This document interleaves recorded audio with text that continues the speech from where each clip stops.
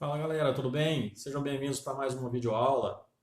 Hoje, diferentemente das nossas outras aulas, né, com teoria, com muitas inovações, com assuntos novos, né, como nós falamos anteriormente, discorremos sobre vários povos da antiguidade, passamos pelo Oriente, passamos pelas civilizações da Mesopotâmia, os povos que ali habitaram, entramos na cultura já dos gregos, a formação da Grécia, o desenvolvimento da cidadania, da democracia. Falamos ainda das diferenças entre as cidades de Esparta, a cidade de Atenas, né, na sua constituição. Falamos um pouco das contribuições dos gregos para o nosso mundo moderno.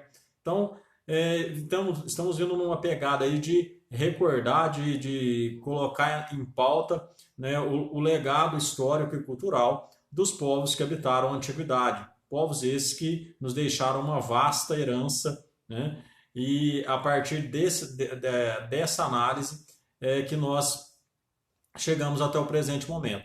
Antes de irmos adiante, antes de entrarmos no Império Romano, entrarmos na era dos imperadores, dos gladiadores, né? Com muito sangue, uma carnificina sem tamanho, traição, morte e tudo mais que nos aguarda no Império Romano, vamos aqui resolver algumas questões, resolver alguns exercícios da Grécia ainda, né? Retomando um pouco do conteúdo, relembrando alguns conceitos, né? Partindo de alguns princípios básicos, resolvendo algumas questões abertas que geralmente são cobradas aí nos principais vestibulares.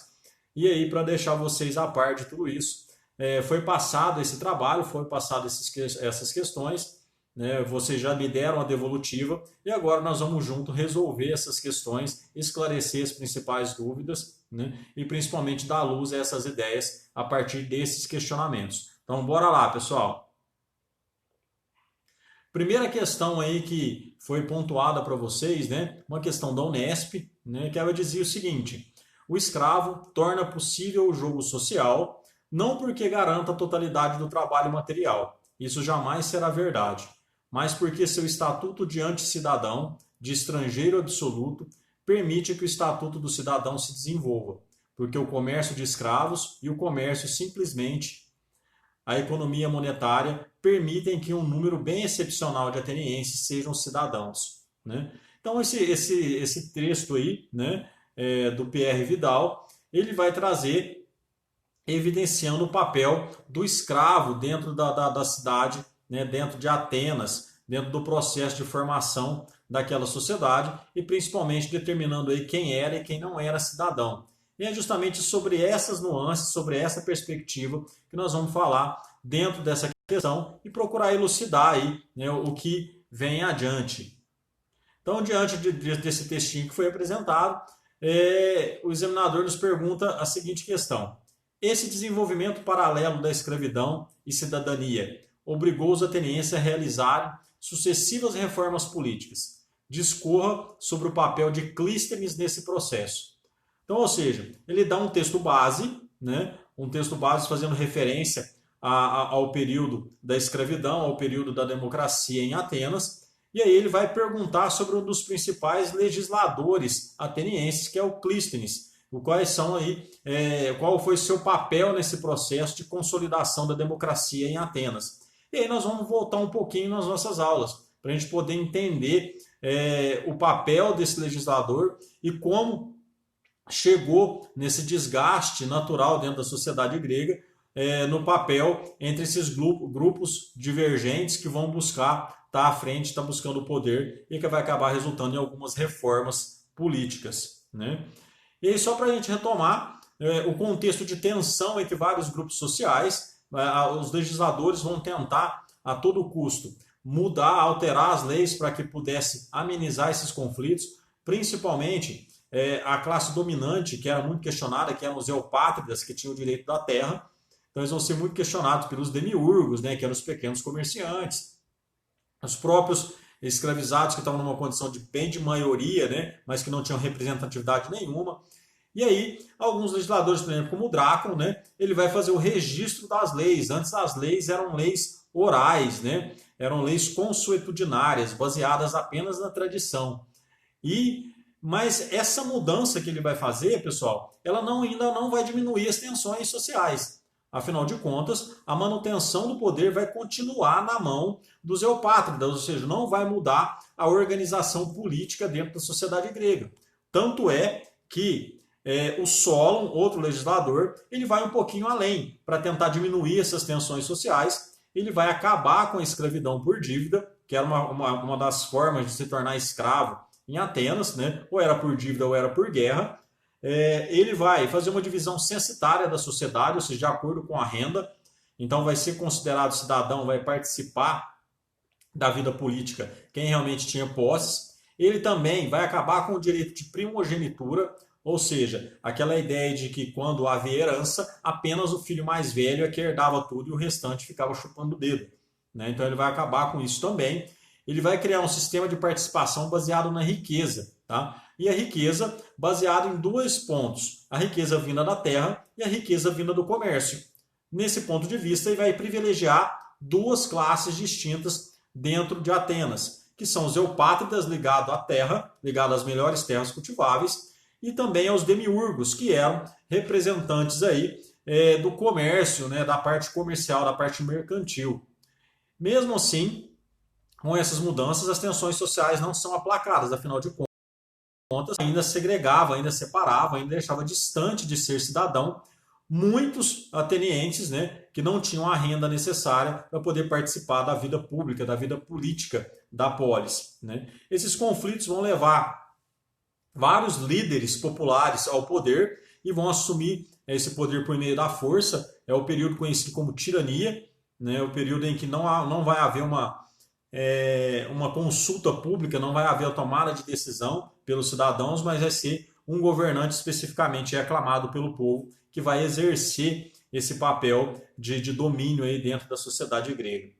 E aí, pessoal, surge eis a figura do Clístenes, né, que pergunta na questão quais as principais considerações do Clístenes a respeito daquela contrabalanceamento entre cidadania, né, e a escravidão. O que o Clístenes vai fazer? Ele vai conceder direito a todos os cidadãos atenienses. Só que aí nós fazemos uma ressalva, né? Quem era cidadão para o Clístenes? Quem era cidadão em Atenas? Então, o cidadão era homem, tá, adulto, ou seja, maior de 18 anos, filho de pais e mães atenienses, pai e mãe ateniense, ou seja, tinha que ser originário da cidade.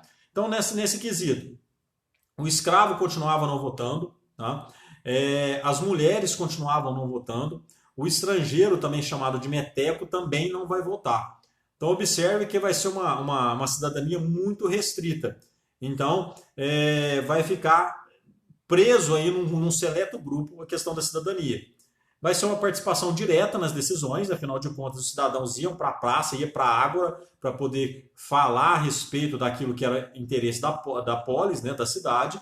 Né? Uma democracia participativa, né? Ou seja, eles atuavam consideravelmente, então não tinham representantes e o próprio cidadão que discutia as questões dentro da cidade. Tá? E nesse mecanismo todo, o Clístenes também vai criar o ostracismo. O ostracismo vai ser uma forma de exílio, uma forma de punição para todo aquele que quisesse ou que fosse uma ameaça à democracia ateniense. Então, para evitar que novos tiranos, novos ditadores assumissem o poder em Atenas, foi criado essa pena que consistia em afastar essa pessoa por 10 anos do convívio de Atenas. Ele era exilado e não participava das decisões políticas, embora mantivesse, né, os seus direitos de propriedade dentro da cidade. Então, pessoal, dentro dessa breve reflexão, dessa breve retomada de conteúdos, né, então qual vai ser o principal papel do Clístenes? Né? Então, o Clístenes ele vai criar o conceito de cidadão ateniense. Né? Então, observem aí nessa figura quem era o cidadão ateniense. Apenas essa parte destacada, que representava ali entre 10% e 12% da sociedade ateniense. Então percebam, metecos, que eram os estrangeiros, não votavam, os escravos, por consequência, também não tinham direito político, tá? Porque muitos eram estrangeiros também, e as mulheres muito menos. Então não tinham cidadania, não tinham direito de ir à polis para discutir, a ágora, para discutir os problemas da polis. Então eram deixados de lado. Tá? E é só esse seleto grupo de homens maiores de 18 anos, filhos de pais atenienses, que gozavam de todos os prestígios políticos. Então, dentro desse contexto, né, a melhor resposta que poderíamos aí atribuir a essa questão é que o Clístenes, ele que vai criar o conceito de democracia e também de cidadania, lembrando que só participava da democracia quem era cidadão. E esse cidadão compunha aí um grupo bem minoritário, entre 10% e 12% de toda a população grega, né? Grega e ateniense, né? E a escravidão, ela vai conceder a esse ateniense a possibilidade de discutir os problemas da polis. Porque percebam, a partir do momento em que o cidadão não tem a obrigação de trabalhar, ele não tem a obrigação de laborar com as próprias mãos, ele vai ter tempo, né, o que muitos historiadores, e como por exemplo, muitos filósofos, como Domênico de Masi mesmo, ele vai dizer que isso vai ser chamado de ócio criativo, ou seja, o tempo que eles tinham sem ter uma ocupação definida, sem ter que trabalhar, usavam para expor suas ideias, para refletir, para pensar acerca dos problemas da polis. Então, a escravidão está diretamente ligada à cidadania em Atenas, porque justamente é a escravidão que vai dar base para que o cidadão tivesse tempo para discutir, para se reunir na ágora e ali pontuar todos os problemas da polis. Certo, pessoas? Então, era esse o entendimento que precisavam vislumbrar a partir daquele enunciado da questão da Unesp. Bora para mais uma? Uma questão também da Unesp, né, que ela vai relembrar aí parte desse conteúdo que a gente acabou de relembrar. Né? As agitações sociais e políticas vivenciadas pelos atenienses no século VI a.C. colocaram em evidência certos legisladores e tiranos, em que duas contribuições de Solon para atenuar esses conflitos. Né? Então, o Solon, relembrando, viveu lá no século VI a.C., e aí ele vai proibir a escravidão por dívida, ele vai acabar com o direito de primogenitura, ele vai fazer uma divisão censitária com a renda dentro da sociedade ateniense, né? Ele vai criar um sistema político baseado na renda, na riqueza, seja essa riqueza provinda da terra ou do comércio, tá? E aí dois grupos vão ter a predominância nesse período, ou vão ser os eupátridas, né? Os habitantes ali que tinham uma certa nobreza por serem parentes dos primeiros fundadores de Atenas, da região da Hélade ali, e os demiurgos, que eram os comerciantes. Então nós poderíamos citar nessa questão, tá, algumas observações a respeito do solo, né, a respeito das suas contribuições. Ali pediu duas, mas a gente poderia citar outras também. Né, como nós lembramos aí, o solo vai retirar o direito de primogenitura, ele vai limitar as exportações de cereais, ele vai incentivar o comércio, né, e vai acabar com a escravidão por dívida. Ou seja, essas reformas visavam amenizar, atenuar, diminuir as tensões sociais que existiam entre os diversos grupos que compõem a sociedade ateniense. Como nós vimos, a história nos conta, essas mudanças não vão ser suficientes para acalmar os ânimos, tanto é que vai surgir a figura dos tiranos, a figura daqueles ditadores que vão tomar o poder para si, sem levar em questão a observação ou de outros cidadãos, de outros habitantes da região de Atenas. Tanto é que isso vai ser aperfeiçoado justamente com Clístenes, com o ideal de democracia, né, de governo do povo e para o povo. Né? Embora essa ideia de democracia é uma ideia muito restrita dentro da Grécia, dentro de Atenas, porque só era cidadão cerca de 10 a 12% da sociedade, ou seja, um grupo muito restrito. Né? E aí, pessoal, vamos lá para mais uma. Essa daqui traz um contexto histórico bem legal, tá? Também da Unesp. Ela vai trazer um relato, né, do historiador grego Tucídides, que vai descrever parte de um conflito que ocorreu naquela região. Tá? Diz o seguinte: antes da Guerra de Troia, os habitantes da Hélade nada realizaram em comum. Hélade é a região da Grécia. Tá? Este nome mesmo não era empregado para designá-lo no seu conjunto. O que fica bem comprovado nos livros de Homero, né, a Ilíada principalmente, né, e a Odisseia, ele que viveu numa época bem posterior à Guerra de Troia, não utilizou a designação de helenos para o conjunto dos gregos. Não utilizou também a expressão bárbaros, porque, na minha opinião, os gregos não se encontravam ainda reunidos sobre que permitisse diferenciar-se de outros povos. De qualquer forma, aqueles que receberam mais tarde o nome de helenos nada fizeram conjuntamente antes da Guerra de Troia. Essa expedição mesma os reuniu apenas no momento, naquele em que a navegação marítima encontrava-se mais desenvolvida. Então esse texto ele vai trazer algumas nuances, algumas características aí do período, né, de formação da Grécia, e aí ele vai trazer um enunciado bastante interessante, com duas questões. Baseando-se no texto, responda: A. Qual característica presente no texto, né, qual característica política dos gregos na antiguidade é apresentada por Tucídides? E B. Por que, apesar da situação política expressa por Tucídides, pode-se falar de uma antiga civilização grega? Então, a primeira questão, ele está referindo ao aspecto político. A segunda, ele está falando a respeito do aspecto cultural, né? Então, observe que a primeira, ele tá se referindo à questão de organização política, tá?